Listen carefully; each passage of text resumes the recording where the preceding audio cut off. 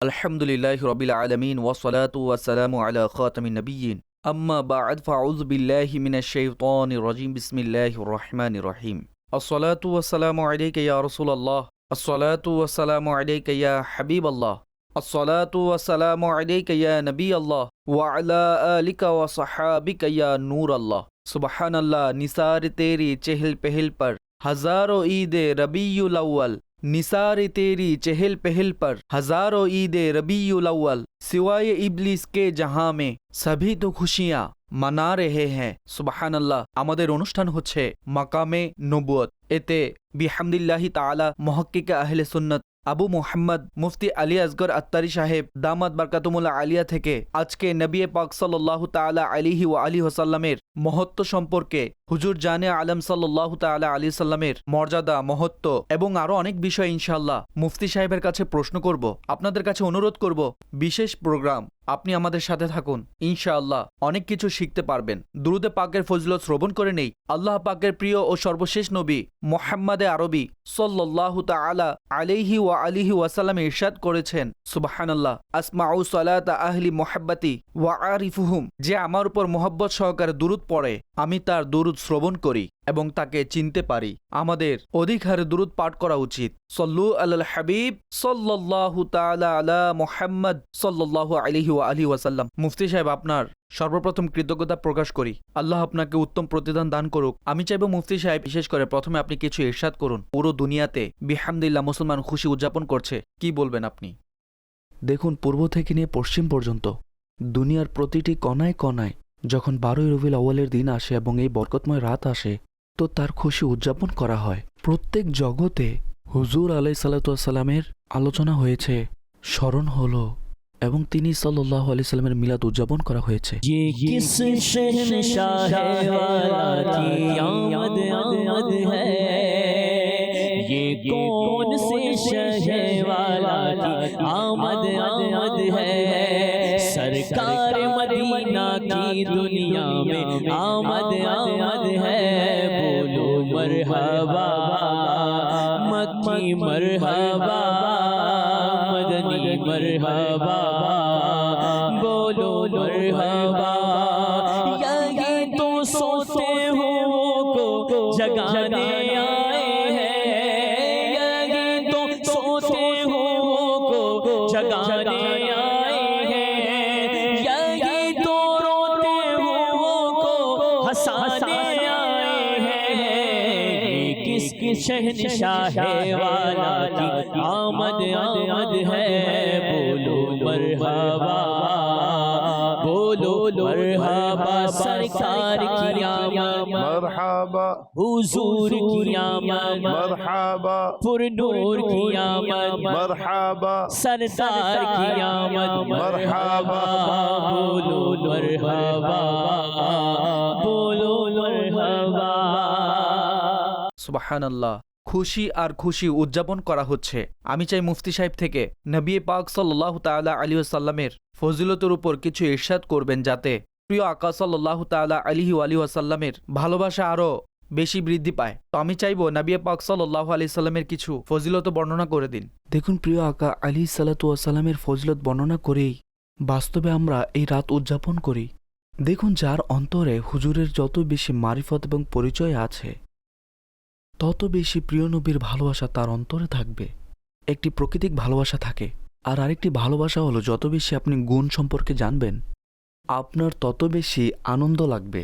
যেমন উদাহরণস্বরূপ কেউ হারামাইন তাইয়্যিবাইনে গেল, এখন তার জানা আছে যে খানায় কাবার তাওয়াফের এমন ফজিলত আছে, সাঈর এমন ফজিলত, এটা কবুল হওয়ার জায়গা, এই জায়গা আল্লাহর কাছে প্রিয়। তো কি হয়, সেই জায়গাগুলোতে গেলে আনন্দ বেড়ে যায়।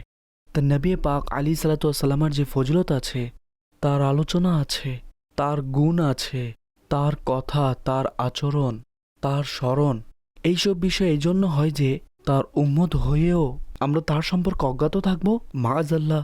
না, হুজুর সম্পর্কে আমাদের বেশি থেকে বেশি জানা থাকতে হবে, বেশি থেকে বেশি তথ্য থাকবে এবং বেশি থেকে বেশি ইলম থাকবে, যাতে তার মহত্ব, মর্যাদা এবং মহিমার যে গম্ভীর্যতা রয়েছে তা যেন আমাদের অন্তরে বিদ্যমান থাকে এবং কোথাও যেন ত্রুটি হয়ে না যায়। এরপর তার যত বেশি মারিফত থাকবে তত বেশি এক নুরানিয়াতের পরিবেশ সৃষ্টি হয়। যখন কথা আসে নবী পাক সাল্লাল্লাহু আলাইহি সাল্লামের ফজিলতের, তো বিশ্বাস করুন যে কোনো দিক থেকে হুজুরের ফজিলত বর্ণনা করা যায়। অর্থাৎ এতগুলো দিক রয়েছে, এতগুলো বিষয় রয়েছে, এতগুলো অ্যাঙ্গেল রয়েছে। যদি কথা বলা হয় তার মর্যাদা সমূহের, তো দীর্ঘ একটি বিষয়। যদি কথা বলা হয় তার সুন্দর চরিত্রের, দীর্ঘ একটি বিষয়। যদি কথা বলা হয় তার বাহাদুরির, তার সাহসিকতার, তার ন্যায়পরায়ণতার, তিনি সাল্লাল্লাহু আলাইহি সাল্লামের বাদশাহ হিসেবে রাষ্ট্র পরিচালনা করা, বাদশাহ হিসেবে আইন প্রতিষ্ঠা করার, তো প্রত্যেক বিষয়ের দিক থেকে নবী পাক সাল্লাল্লাহু আলাইহি সাল্লামের যে ফজিলত ও মহত্ব আছে সেগুলো অগণিত অগণিত অধ্যায় ও কন্টেন্ট হয়ে যাবে। আমি একটি বিষয়কে সামনে রাখব। বিষয়টি হলো যে আম্বিয়া আলাইহিসসালাতু ওয়াসসালাম তো আগেও এসেছিল, রাসূল তো আগেও এসেছিল, কিন্তু সেটা এমন কোন শ্রেষ্ঠত্ব যে আল্লাহ অন্যান্য আম্বিয়াদেরকেও বিশেষত্ব দিয়েছে, বৈশিষ্ট্য দিয়েছে, মুজিজা দিয়েছে।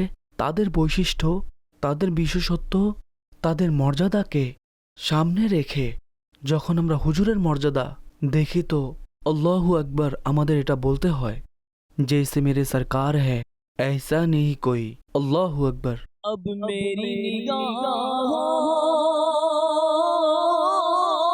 में जचता नहीं कोई, जैसे मेरे सरकार है ऐसा नहीं कोई, नहीं कोई, जैसे मेरे सरकार है ऐसा नहीं कोई। আল্লাহ তাআলা হযরত ইদ্রিস আলাইহিস সালামের সম্পর্কে বলেছেন যে আল্লাহ তাকে মাকানান আলাইয়া দান করেছেন, একটি সুউচ্চ মাকাম দান করেছেন। আর হযরত ইদ্রিস আলাইহিস সালাম সেই আম্বিয়াদের মধ্যে একজন যারা জান্নাতে বিদ্যমান আছেন। অর্থাৎ দুজন আম্বিয়া রয়েছে যারা আসমানে রয়েছেন, হযরত ঈসা আলাইহিস সালাম, হযরত ইদ্রিস আলাইহিস সালাম। দুজন আছেন যারা জমিনে রয়েছে, হযরত খিজির আলাইহিস সালাম, হযরত ইলিয়াস আলাইহিস সালাম। তো হযরত ইদ্রিস আলাইহিস সালামের সম্পর্কে বলা হয়েছে যে মাকানান আলাইয়া, আল্লাহ তাআলা তাকে সুউচ্চ মর্যাদা দান করেছেন। হযরত ইদ্রিস আলাইহিস সালাম অর্থাৎ জীবদ্দশায় জান্নাতে পৌঁছে গিয়েছেন, কিন্তু আমার মাহবুবের এই শান যে তিনি জান্নাত থেকেও আরও উপর থেকে উপরে গিয়েছেন। যদি তার মাকানে আলাইয়া অর্জন হয়ে থাকে তাহলে হুজুর আলাইহিস সালাতু ওয়াস সালাম লা মাকানে গিয়েছেন, এমন মাকান যে পর্যন্ত কেউ যেতে পারেনি, অথচ সেটি তো স্থানই নয়। তো হুজুর আলাইহিস সালাতু ওয়াস সালামের শান কেমন? হযরত নূহ আলাইহিস সালাম, আল্লাহ তার গোত্রকে এই মর্যাদা দান করেছেন যে যখন মহাপ্লাবন আসলো তো একটি নৌকা বানানো হলো, সেই নৌকার মধ্যে পুরো গোত্রের সকল মানুষ, প্রাণী, পশু পাখি তাতে আরোহণ করল এবং সেই নৌকা পানির উপর ভেসে যেখানে তার পৌঁছার ছিল পৌঁছল আর সবাইকে বাঁচিয়ে নিল। সেই প্লাবনের মধ্যে সর্বব্যাপী প্লাবন ছিল, এক ভয়াবহ বন্যা ছিল। সেই নৌকার মুআজিজা প্রকাশ পেল যে নদীর সকল উত্তাল ঢেউ সবকিছু সহ্য করে এবং সাগরের সকল কিছুকে সহ্য করে তিনি এই কাফেলাকে তার গন্তব্য পর্যন্ত পৌঁছালেন। আল্লাহ তাকে এই মহান মুআজিজা দান করেছেন। কিন্তু কথা হলো যে পানির মধ্যে নৌকা তো ভেসে চলে, যাই হোক সেটি একটি মহাপ্লাবন ছিল এবং সেই নৌকার দীর্ঘ সময় ধরে পানিতে থাকা নিঃসন্দেহে হযরত নূহ আলাইহিস সালামকে দেয়া এক বিশেষত্ব ছিল। কিন্তু কেউ পাথরকে কখনো পানিতে ভেসে চলতে দেখেনি হয়তো।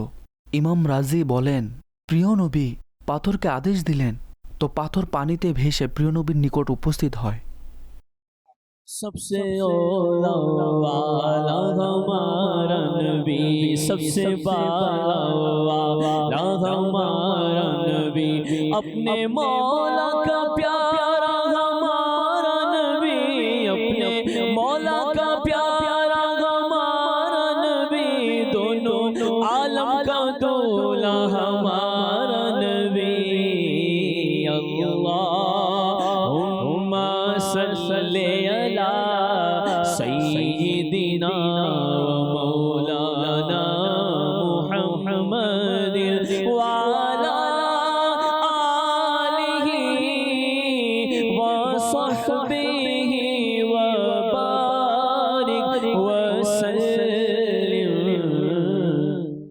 হজরত ইব্রাহিম আলী সালাম, আল্লাহ তাকে এই মুআজিজা দান করেছেন যে তার জন্য আগুন ফুলের বাগান হয়ে গিয়েছে, সুবহানাল্লাহ। আগুন ঠান্ডা হয়ে গেল। হুজুর আলী সালামকে কি মুআজিজা দান করা হয়েছে যে তার দুনিয়াতে আগমনের পূর্বে আরব ভূমিতে গোত্রের মধ্যে শত্রুতার আগুন জ্বলছিল, আর না জানি হাজারো বরং তারও অধিক মানুষ নিহত হয়েছিল। তো এই যে আগুন যা জ্বলছিল এবং এই যে আগুন লেগেছিল গোত্রের ঝগড়ার এবং শত্রুতার আগুন, নবী পাক সাল্লাল্লাহু আলাইহি সাল্লামের আগমনে সেই আগুন ঠান্ডা হয়ে গেল। আল্লাহ তাআলা ইরশাদ করেন, যখনই এই আগুনকে প্রজ্বলিত করতে চাইত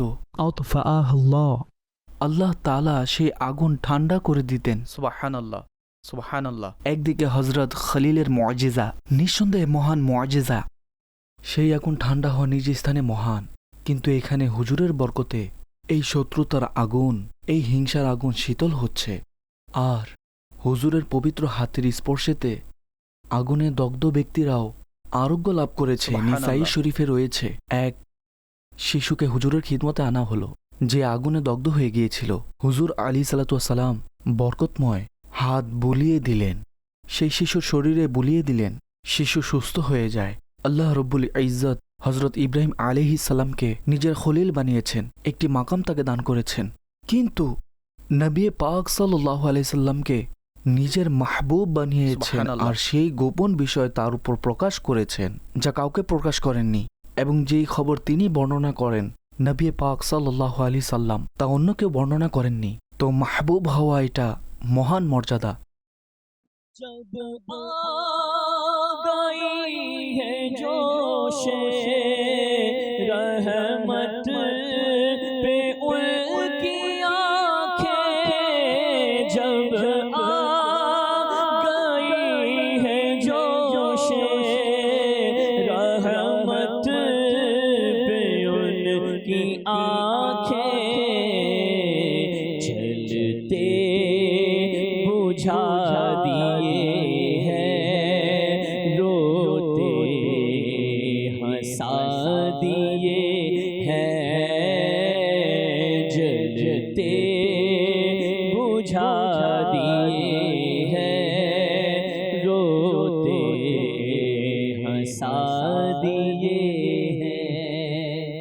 সুবহানাল্লাহ। এখন আপনি আলোচনা করেছেন হজরত ইব্রাহিম আলাইহিস সালামের মুআজিজা বর্ণনা করেছেন। আমি চাই হজরত মুসা আলাইহিস সালামকেও তো আল্লাহ পাক অনেক মুআজিজা দান করেছেন। মুসা আলাইহিস সালামের মুআজিজা, এরপর নবী পাক সাল্লাল্লাহু আলাইহি সাল্লামের মুআজিজা যখন আমরা সামনে রাখি, উত্তম তো আমার আকা সাল্লাল্লাহু আলাইহি ওয়াসাল্লাম। আপনি কিভাবে দেখেন এটা? নিঃসন্দেহে হযরত মুসা আলা নবীনা আলাইহিস সালাতু ওয়াসাল্লামকে আল্লাহ অনেকগুলো নিয়ামত দান করেছেন, কিন্তু যখন আমরা নবী পাক আলাইহিস সালাতু ওয়াসাল্লামের মুআজিজা সমূহ দেখি, তো নবী পাক সাল্লাল্লাহু আলাইহি সাল্লামকে যে মুআজিজা সমূহ দান করেছেন, সেই মুআজিজার তুলনায় যা হযরত মুসা আলাইহিস সালামকে দিয়েছেন শ্রেষ্ঠ, উন্নত, উচ্চতর। যেমন কোরআনে পাকে বলেছেন যে হযরত মুসা আলাইহিস সালাম অতিক্রম করছেন সিনা উপত্যকায়।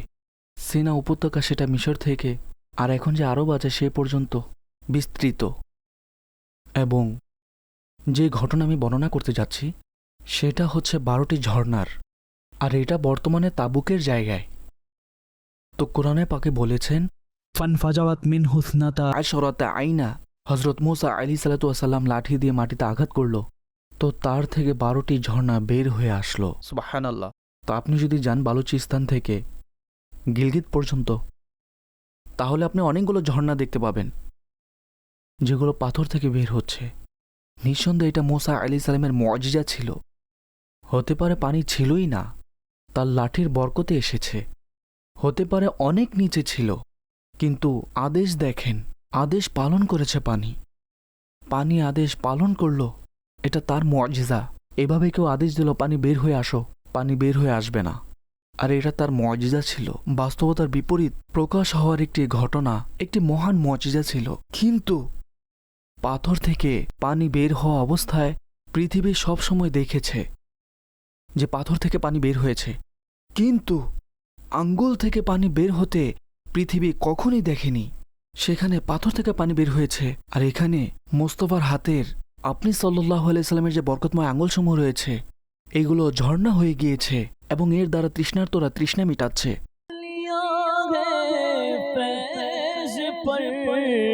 टूटे हैं प्यास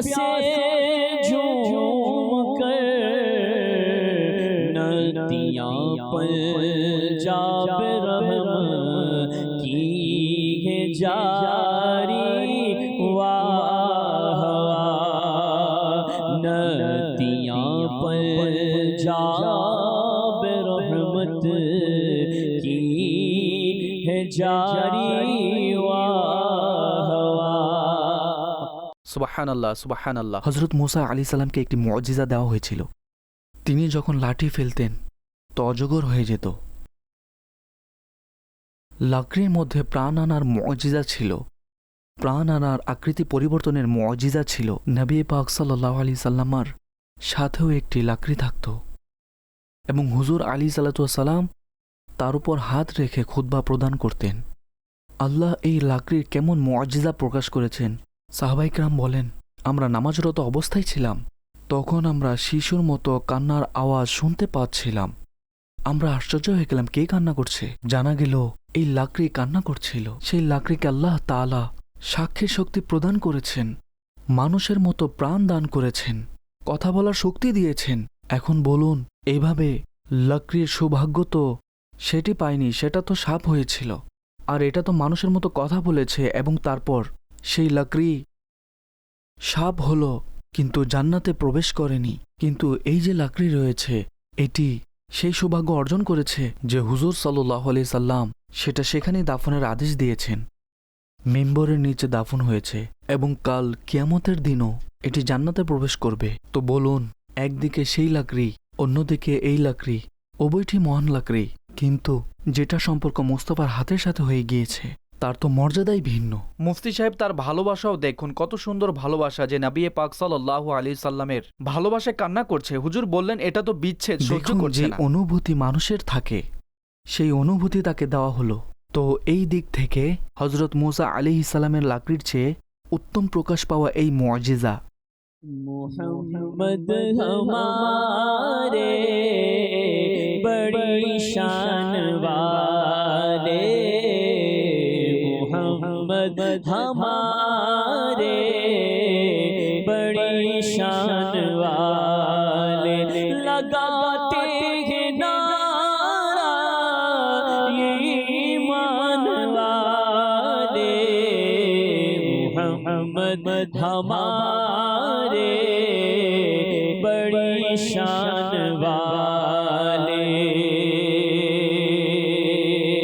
जमीनो जमा तुम्हारे लिए मकीनो मकान तुम्हारे लिए चुनीनो चुना तुम्हारे लिए चुनीनो चुना तुम्हारे लिए बने दो जहां तुम्हारे लिए इशारे से चांद चीर दिया छुपे हुए खुर को फेर दिया गए हुए दिल को असर किया ये ताबो तवा आका तुम्हारे लिए मोहम्मद हमारे बड़ी शान वाले मोहम्मद हमारे बड़ी शान वाले।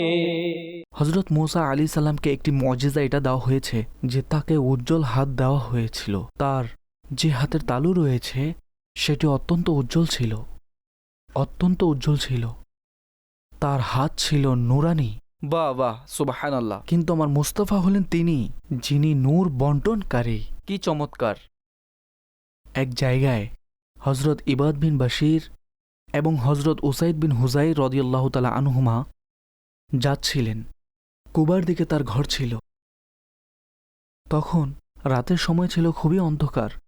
তো নবী পাক সাল্লাল্লাহু আলাইহি সাল্লামার একটি লাঠি তাদেরকে দিয়েছেন। সেই লাঠিটি আলোকিত হয়ে গেল, টর্চ লাইট হয়ে গেল। আচ্ছা, এরপর তারা এক জায়গায় পৌঁছলেন। তো সেখানে গিয়ে একজনের ঘর এদিকে ছিল, অপরজনের ঘর এদিকে ছিল, অর্থাৎ ভিন্ন ভিন্ন দিকে ছিল। এখন তারা হলেন সাহাবী, মুস্তফার মহত্বকে মান্যকারী, বিশ্বাসকারী ছিলেন। তারা চিন্তা করলেন, এখন লাঠি একটি, এটা আলোকিত আছে, আরেকটি আলো কোথায় পাব? তিনি সেই লাঠি নিয়ে অন্য একটি লাঠির সাথে লাগালো, তো অপরটিও আলোকিত হয়ে কি গেল। চমৎকার, সুবহানাল্লাহ, অসাধারণ। তো শুধু এটা নয় যে আমার আকা নূর বন্টনকারী, বরং যে নূর বন্টন করে সেই নূরও অপরকে নূর বন্টন করে, অর্থাৎ একদিকে নুরানি হাত এবং অন্যদিকে নুরানি শরীর। আল্লাহু আকবার। আরেকটি সুন্দর ঘটনা, অনেক মুহাদ্দিসিনে কেরাম এই ঘটনা বর্ণনা করেন। একজন সাহাবী বললেন, আমরা একবার হুজুর আলাইহিসসালাতু ওয়াসসালাম এর সাথে সফর করছিলাম। অন্ধকার হয়ে গিয়েছে, সঙ্গীরা সামনে পিছে আছে। হুজুর আলাইহিসসালাতু ওয়াসসালাম আমার হাত ধরলেন। আমার হাত ধরার সাথে সাথে আমার আঙ্গুল আলোকিত হয়ে গেল এবং আমি অন্ধকারে হাত নাড়ালাম। वाह वाह, সেই আলো দেখে সবাই একত্রিত হয়ে যায়। सुबहान अल्लाह। তো আমার আকা তো নূর বন্টনকারী। सुबह तैबा में हुई बटता है बाड़ा नूर का, सदका लेने नूर का आया है तारा नूर का। ये जो मेहमा पे है इतला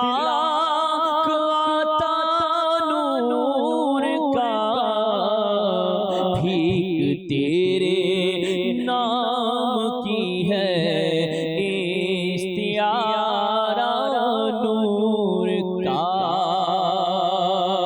और तेरी नस्ले पाक में है बच्चा बच्चा नूर का।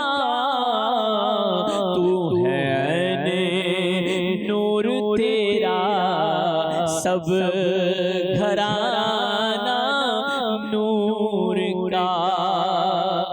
আল্লাহ তাআলা হযরত মুসা আলাইহিসসালাতু ওয়াসসালামকে একটি এই মুআজিজাও দান করেছেন। তিনি সাগরকে হুকুম করেন, সে সাগর তার জন্য রাস্তা তৈরি করে দেয়, দুই ভাগে বিভক্ত হয়ে যায় এবং পানি শুকিয়ে যায়। হযরত মুসা আলাইহিসসালামের কাফেলা সাগর পার হয়ে যায়। আলিমগণ লিখেছেন, এই ক্ষমতা নিঃসন্দেহে মহান ক্ষমতা, অর্থাৎ মহান কাজ, এটা মহান মুআজিজা। কিন্তু আমার মুস্তাফার যে ক্ষমতা রয়েছে, শুধু জমিনে নয়, এই ক্ষমতা কোথায় কার্যকর হয়েছে? সমুদ্রে, স্থলভাগে, পৃথিবীতে কার্যকর হয়েছে। আমার মুস্তাফার ক্ষমতা সেই ক্ষমতা, যে ক্ষমতা তো আসমানও কার্যকর হচ্ছে, বরং আসমানেও বলবো না, আকাশেও কার্যকর হচ্ছে। সেখানে কার্যকর হচ্ছে যেখানে পৃথিবী নিয়ন্ত্রণ করা অসম্ভব বলে মনে করা হয়। হুজুর চাঁদকে ইশারা করে চাঁদ দুই টুকরো হয়ে যায়। তো হুজুরের চাঁদকে দুই টুকরো করা, এটা ঊর্ধ্ব জগতের মধ্যে একটি অলৌকিক কাজ ছিল। আর এই অলৌকিক কাজ সেই অলৌকিক কাজ থেকে উচ্চ মহান অলৌকিক কাজ सुबहान ছিল। अल्लाह। আর আমার আকা সূর্যকে হুকুম দিলেন, সেটা ডুবে গিয়েছিল, তো সেটা আবার ফিরে আসে। सुबहान अल्लाह। সূর্যের উপর আমার আকার হুকুম চলে, চাঁদের উপর আমার আকার হুকুম চলে। তো বলুন কোথায় চলে না? की चमत्कार। इशारे से चांद चीर दिया, छुपे हुए गुर को फेर दिया। इशारे से चांद चीर दिया, छुपे हुए गुर को फेर दिया। गाए हुए दिल को असर किया, ये ताबोता तुम्हारे लिए, ज़मीनो ज़मा तुम्हारे लिए, मकीनो मका तुम्हारे लिए, चुनीनो चुना तुम्हारे लिए, चुनीनो चुना तुम्हारे लिए, बने दो जगह तुम्हारे लिए, ज़मीनो ज़मा तुम्हारे लिए। হযরত মুসা আলাইহিস সালামকে সবচেয়ে যে মহান মুআজিজা দেওয়া হয়েছে, जी, সেটা হলো তিনি কালিমুল্লাহ, कलीमुल्लाह। আল্লাহর সাথে কথা বলার সৌভাগ্য বাহ। অর্জন হয়েছে। আল্লাহু আকবার। আর সেই কথা বলার সৌভাগ্য দ্বারা যখন তিনি আরজ করলেন যে হে মাওলা, আমি তোমাকে দেখতে চাই, লান তারানির আওয়াজ আসলো। যে দেখতে পারবে না, দেখতেই পারবে না, সহ্য ক্ষমতা নেই, তুমি কখনই দেখতে পারবে না। কখনই দেখতে পাবে না। একটি ঝলক সেই পাহাড়ের উপর পড়ে, তো হযরত মুসা আলাইহিস সালাম সেই ঝলক সহ্য করতে পারলেন না এবং অজ্ঞান হয়ে পড়ে যায়। আমার আকাকে আল্লাহ যে সাহসিকতা দান করেছেন, আমার আকাকে আল্লাহ তাআলা যে শক্তি দান করেছেন এবং যে সহ্য ক্ষমতা দান করেছেন তা একবার অনুধাবন করুন, যে আল্লাহর দরবারে উপস্থিত হন, সেই জ্যোতি দর্শন করেন, যেই জ্যোতি দেখার সহ্য ক্ষমতা কারও ছিল না। এক তো এই বরকতময় পবিত্র সত্তার গুণের শান দেখুন, আর দ্বিতীয় দিকে কালিমুল্লাহ হওয়া নিজ স্থানে, কিন্তু এখানে তো আল্লাহর দিদার হচ্ছে। আল্লাহ যে মেরাজ দান করেছেন, তো হজরত মুসা আলী সালামের শুধু আল্লাহর সাথে কথা বলার সুযোগ হয়েছে, জিয়ারতের সৌভাগ্য হয়নি। কিন্তু হুজুর আকরাম সাল্লাল্লাহু আলাইহি সাল্লাম তিনি লামাকানে ভ্রমণ করেছেন, আল্লাহু আকবার, কাবা কাউসাইনের মর্যাদায় উপনীত হয়েছিলেন। তো এই যে হুজুরের মুআজিজা আছে, নিঃসন্দেহে সেই মুআজিজা যা কোনো নবীকেই দান করা হয়নি। সুবহানাল্লাহ। এখানে মুফতি সাহেব নবী পাক আলাইহিসসালাতু ওয়াসসালামের অন্তরের অবস্থা, যে আল্লাহ অন্তরে কত শক্তি দান করেছেন, অতঃপর চক্ষুদয়কে কত শক্তি দান করেছেন, যে ওই জ্যোতি যেটা হজরত মুসা আলাইহিস সালাম তুর পাহাড়ে দেখে সহ্য করতে পারেননি, নবী পাক সাল্লাল্লাহু আলাইহি সাল্লাম দেখেছেন এবং সহ্য করেছেন। এরপর বলেছেন রাআইতু রাব্বি ফি আহসানি সূরাহ। সুবহানাল্লাহ। ये शान पाई सादत है, खालिक ने अता की जियारत है। ये शान पाई सादत है, खालिक ने अता की जियारत है। जब एक तजल्ली पड़ती है, मूसा तो गश खा जाते हैं। मरहबा मरहबा मरहबा मरहबा मरहबा मरहबा। और कोई गैब क्या तुमसे निहा हो भला, और कोई गैब क्या तुमसे निहा हो भला।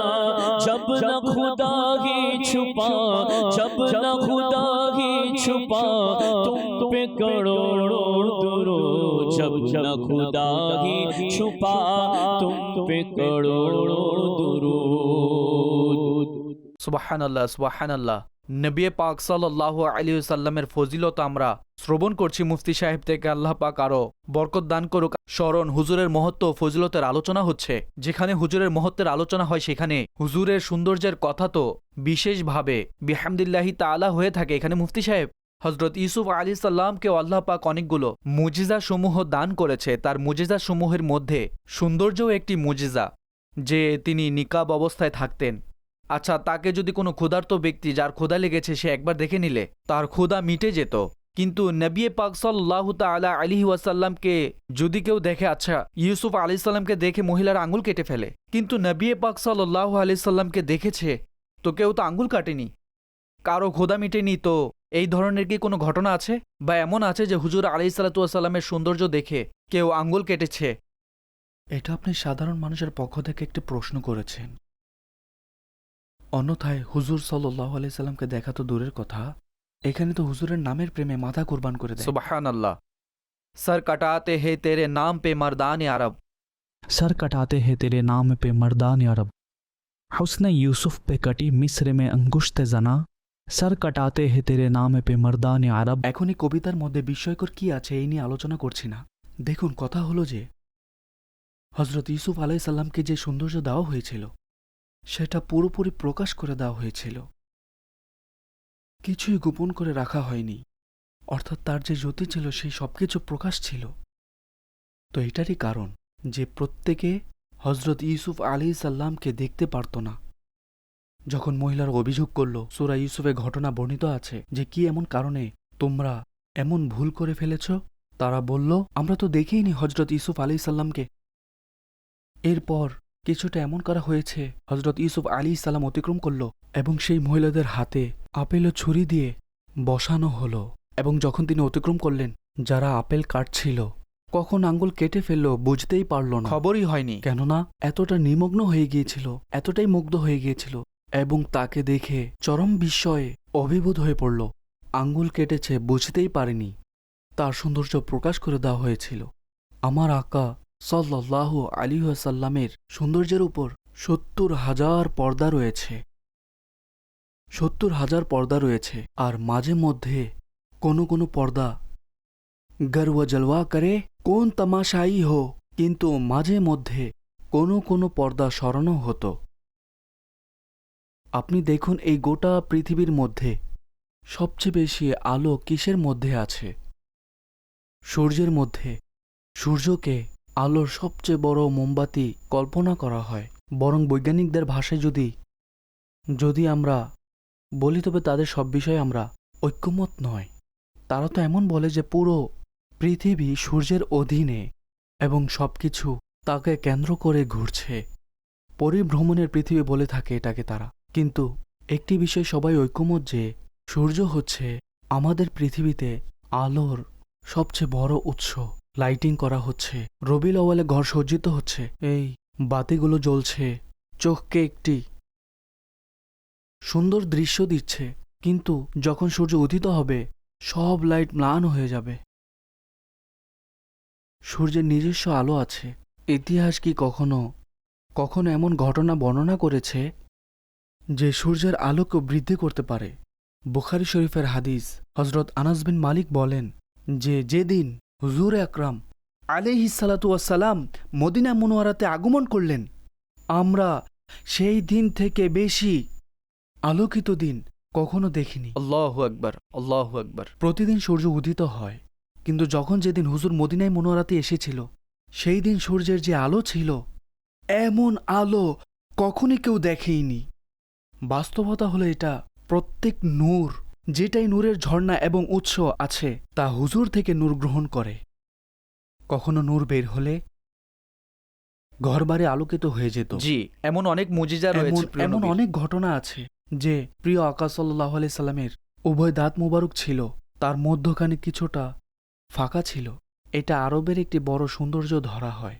এবং যখন তিনি কথা বলতেন, আলোচনা করতেন, তো নূরের কিরণ বের হতো, তো ঘরবাড়ি আলোকিত হয়ে যেত। ইমাম সুয়ুতি খাসাইসুল কুবরাতে ইবনে আসাকির তালিখে দামিশকের মধ্যে এই ঘটনা বর্ণনা করেন। হজরত আয়েশা রাদিয়াল্লাহু তাআলা আনহা সুই দ্বারা কিছু সেলাই করছিলেন। সুই পড়ে যায়, পাওয়া যাচ্ছিল না। ঘরে আলো কম ছিল। হুজুর তাশরিফ আনলেন, তার আশাতে পুরো রুম আলোকিত হয়ে যায় এবং হারিয়ে যাওয়া সেই সুই পাওয়া যায়। सोज़ने गुमशुदा मिलती है तबस्सुम से तेरे, सोज़ने गुमशुदा मिलती है तबस्सुम से तेरे, शाम को सुबह बनाता है उजाला तेरा, शाम को सुबह बनाता है उजाला तेरा। অর্থাৎ সন্ধ্যাবেলা সকালের জ্যোতি ম্লান হয়ে যায়, মৃদু হয়ে আসে।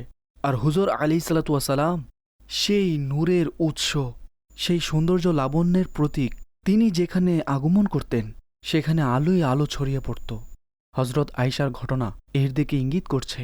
মূল কথা হল, আল্লাহ তাআলা যেমন সৌন্দর্য আমার আকা আলাইহিসসালাতু ওয়াসসালামকে দান করেছেন, এই সৌন্দর্যের উপর যদি আমরা আলোচনা করি তো কোন কোন দিক থেকে করব? দেখুন, হজরত ইউসুফ আলাইহিসসালামকে যা দিয়েছেন সব প্রকাশ্য, কিন্তু আমার নবীকে যা দিয়েছেন 70,000 পর্দা। আমার আকা হলেন তিনি যে কেউ যখন কারো থেকে জিজ্ঞাসা করত, সাহাবাকে জিজ্ঞাসা করা হলো যে হুজুর কেমন ছিল, তখন কেউ সূর্যের আলোর উদাহরণ দিত, কেউ চাঁদের উদাহরণ দিত, কে তলোয়ারের মধ্যে যে ঝকঝক দীপ্তি আছে তো তার উদাহরণ দিত। ওলামাগণ লিখেছেন, এই মহান ব্যক্তিদের কাছে সাদৃশ্য দেওয়ার জন্য এর চেয়ে বড় উদাহরণ দেওয়ার আর কিছুই ছিল না। যদি এর চেয়ে বেশি আলোকিত কিছু থাকত, বেশি সুন্দর কিছু থাকত, তো তার উদাহরণ দিত। নিঃসন্দেহে যেমন সৌন্দর্য আমার আকাকে দেওয়া হয়েছে, এমন সৌন্দর্য আর কাউকে দেওয়া হয়নি। এরপর পবিত্র অঙ্গপ্রত্যঙ্গের মধ্যে একটি অঙ্গের সৌন্দর্য, কি অপূর্ব নাক মুবারক, কি দীপ্তিময় চোখ, কি মনোমুগ্ধকর কান, কি নুরানি চেহারা, কি সুন্দর দাঁত, কি অপূর্ব চুল। অর্থাৎ একটি অঙ্গের যে সৌন্দর্য আছে এবং এর যে লৌকিক কৃতি আছে, তার যে মহত্ব আছে সেটি তো তার নিজ জায়গায় আছে। আর আপনি বলছিলেন যে হজরত ইউসুফ আলাইহিসসালামের জীবদ্দশায় এমন ঘটেছে যে ক্ষুধার্ত দেখলে তো ক্ষুধা মিটে যায়, তৃষ্ণার্ত দেখলে তৃষ্ণা মিটে যেত। আমার আকার জীবনীতে এমন অসংখ্য ঘটনা আছে। তিরমিজি শরীফের হাদিসে মুবারাকা হল, বর্ণনাকারী বলেন যে হুজুর আলাইহিসসালাতু ওয়াসসালাম সাধারণ নিয়মের বিপরীত প্রত্যাশার বাহিরে এমন সময় বাহিরে তাশরিফ নিয়ে আসছেন, সাধারণত সেই সময় বের হতেন না। এখনো একটি মুহূর্ত কাটেনি, হজরত সিদ্দিক আকবর চলে আসলেন। জিজ্ঞাসা করলেন, কি কারণে এসেছ? বললেন, হুজুর, আপনার স্মরণ অস্থির করে তুলেছে। হজরত আয়েশা বলেন, আমার সম্মানিত পিতা যতক্ষণ পর্যন্ত হুজুর বাহিরে থাকতেন, আমার সম্মানিত পিতাও বাহিরে থাকতেন। হুজুর যখন ঘরে আসতেন তখন ঘরে ফিরতেন। এই রিয়াজুল জান্নাতের পাশে নবী মুকাররম সাল্লাল্লাহু আলাইহি সাল্লামের শানে আকদাস এবং একদম এর অপোজিটে বাবে সিদ্দিক আকবর যেখানে আছেন। এখন তো সেই বাপটি দূরে আছে, কিন্তু রিয়াজুল জান্নাতের কাছেই হজরত সিদ্দিক আকবরের ঘর। কতটা দূরে হতে পারে এই ঘর? হুজুর কতক্ষণ আগে যেতে পারেন? 15 মিনিট পূর্বে, আধা ঘন্টা পূর্বে, ঘন্টা পূর্বে। কিন্তু অস্থিরতা কেমন ছিল? অবস্থা এমন যে সবসময় অস্থির থাকতেন যে বাস কোনোভাবে হুজুরের দরবারে পৌঁছে যাব। দিন রাত হুজুরের সঙ্গে থাকা ব্যক্তি এসে বলতে লাগলেন, আকা, আপনার স্মরণ অস্থির করে রেখেছিল, এই জন্য চলে এসেছি। परवाने को चराग है बुलबुल को फूल बस, परवाने को चराग है बुलबुल को फूल बस, सिद्दीक के लिए है खुदा का रसूल बस, सिद्दीक के लिए है खुदा का रसूल बस। সুবহানাল্লাহ। তাদের তো সবচেয়ে বড় ইচ্ছা এটা ছিল যে হুজুরের দিকে শুধু দেখতেই থাকব। সত্য আশিক, আশিকে সাদিক রয়েছেন, এই জন্য তারা এমন মাকাম ও মর্যাদা লাভ করেছেন। তো সিদ্দিক আকবর পৌঁছেছেন, এখন মাত্রই পৌঁছলেন, সাথে সাথে উমর ফারুকও চলে আসলেন। আপনার প্রশ্নের উত্তর তিরমিজির হাদিস থেকে। হুজুর জিজ্ঞাসা করলেন, হে উমর, কি জন্য এসেছ? আরজ করলেন, ইয়া রাসূলুল্লাহ, খোদা অস্থির করে তুলেছে, তাই আপনার দরবারে উপস্থিত হয়েছি। এখানে তো কোনো লঙ্গরখানা ছিল না, এটা তো সেই পবিত্র বাসস্থান। দীর্ঘদিন যেখানে চুলা জ্বলত না, কোনো ঘোষণাও ছিল না যে দাওয়াতের ব্যবস্থা আছে। কি অর্থ ছিল যে খোদায় অস্থির হলে এই দরবারে এসে যাও? এখানে এসে মানুষ খোদা ভুলে যেত। এখানে কত যুদ্ধ হয়েছে, উহুদ যুদ্ধ হয়েছে, বদর যুদ্ধ হয়েছে, তাবুকের যুদ্ধ হয়েছে, যেটা অত্যন্ত দারিদ্রতার সময় যুদ্ধ হয়েছিল। আর সাহাবাই কেরাম আলাইহিম রিদওয়ান এত দীর্ঘ পথ অতিক্রম করেছে। এগুলো শক্তির জুড়ে হয়েছিল। এগুলো কোন শক্তির জুড়ে হয়েছিল? এই শক্তি মুস্তফার প্রেমের শক্তি ছিল। তো যখন এই শক্তি সাথে থাকে তো সকল সাহাবাই কেরাম এক একজন সাহাবী শত শত মানুষের চেয়ে সাহসী হয়ে যেতেন। তো কে বলেছে যে ইতিহাসে এমন কোনো ঘটনা পাওয়া যায় না? ইতিহাসে কি পাওয়া যায় যে 313 জন মানুষ 1000 শত্রুর মোকাবেলা করে এবং জয় লাভ করে? ইতিহাসে কেমন ঘটনা পাওয়া যায় যে সাহাবায়ে কেরাম আলাইহিম রিদওয়ানদের এক একজন না জানি কতজনকে পরাস্ত করেছে?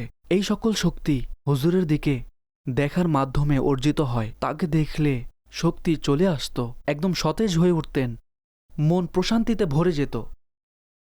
के निसार कोई कैसे ही रंज में हो, उनके निसार कोई कैसे ही रंज में हो, जब याद आ गए हैं सब भुला दिए हैं मेरे आका, जब याद आ गए हैं सब भुला दिए हैं।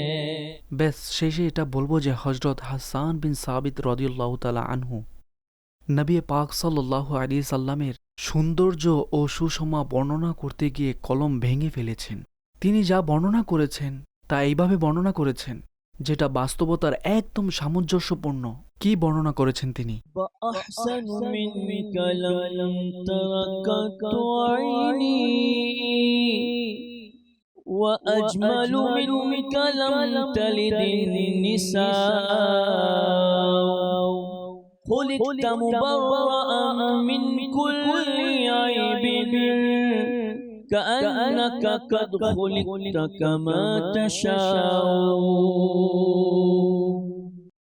দেখেছেন এমন ব্যক্তি বলছেন যারা সেই জ্যোতি দেখেছে যে ইয়া রাসূলুল্লাহ, আপনার চেয়ে সুন্দর আমার চোখ কাউকেই দেখেনি।